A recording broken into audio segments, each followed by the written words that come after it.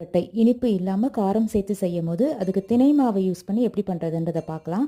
ஒரு பேனில் 1 டீஸ்பூன் எண்ணெய் சேர்த்துருக்கேன். கடுகு, சீரகம், பச்சை மிளகாய், நறுக்குன தேங்காய் இது எல்லாத்தையுமே வதக்கிட்டு ஒரு 15 நிமிஷமாக 1/4 கப் பாசிப்பருப்பு ஊற வச்சு வச்சுருக்கேன். அந்த தண்ணியோடு அப்படியே அதில் சேர்த்துடலாம். கொஞ்சமாக கருவேப்பிலை, தேவையான அளவு உப்பு. நான் இதுக்கு 1 கப் அளவுக்கு திணை அரிசி மாவு எடுத்திருக்கேன்.